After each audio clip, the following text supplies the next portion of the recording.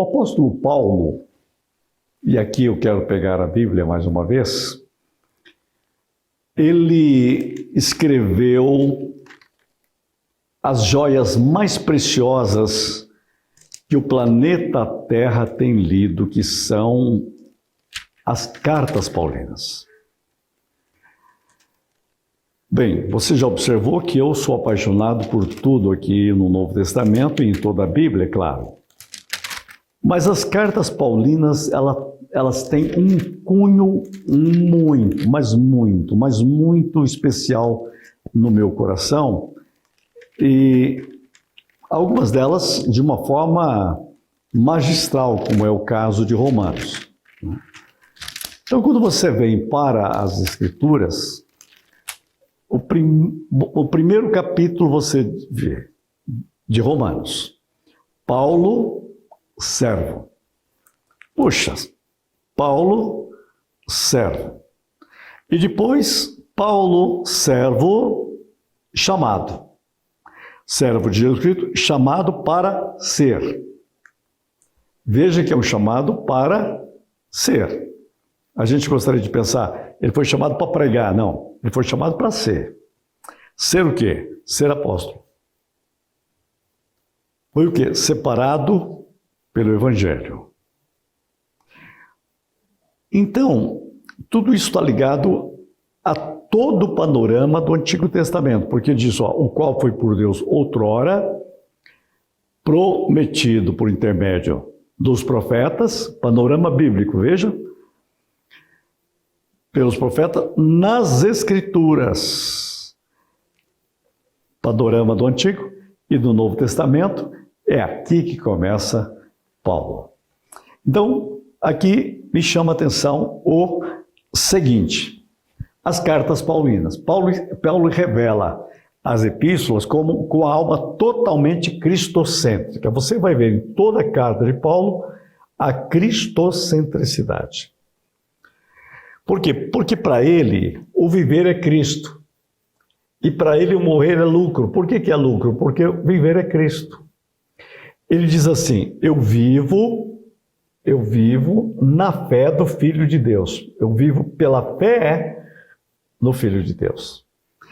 A propósito da palavra Senhor, quando ele chama Jesus de Senhor, só em Tessalonicenses, que é a primeira carta dele, ele usa 20 vezes. Só em 1 Tessalonicenses.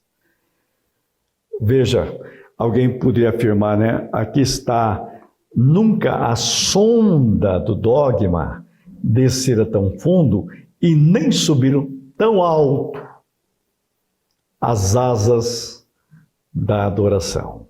Jesus é Senhor. E agora, numa das últimas cartas, que é aos Colossenses, ele vai dizer, Cristo é a imagem do Deus invisível. Olha que glória que ele dá a Cristo. Ele é o primogênito de toda a criação. Nele foram criadas todas as coisas. Ele é Senhor do universo. E é porque em todas as coisas subsistem. Ele sustenta o universo. Olha a glória do Cordeiro, a glória de Cristo, né? E olhando para isso, eu chamo a atenção para um passo para dentro do texto de Romanos, né? A Epístola de Romanos é, sem dúvida, o documento humano mais poderoso que já foi escrito, dizem todos os estudiosos das Escrituras. Alguém já disse que Romanos é puro ouro, do começo ao fim. É uma montanha de ouro. Você pode achar muito ouro ali. Porque foi esse livro que acendeu fogo no coração de Martinho Lutero. E a reforma veio. É este homem que abalou o mundo. John Wesley disse, aqui eu vou citar Wesley, né, de que seu coração foi estranhamente aquecido quando ouviu as verdades de Romanos. Inflamou o coração dele. No século passado, Karl Barth foi estudar Romanos e fez uma revolução na teologia. Então, é uma verdade magnífica da mensagem total do cristianismo. É um panorama maravilhoso do glorioso propósito de Deus para a humanidade. Você encontra na carta de Paulo aos Romanos. Quando eu estudei no seminário, meu professor fez algo que eu não gostei na época, mas gosto hoje de pensar. Ele fez com que nós lêssemos partes, ou 10 capítulos de cada vez, 10 vezes. E com isso ele fez com que nós lêssemos durante o curso 50 vezes a carta aos Romanos. Sem dizer que ele fez a gente ler o capítulo 8 de Romanos centenas de vezes.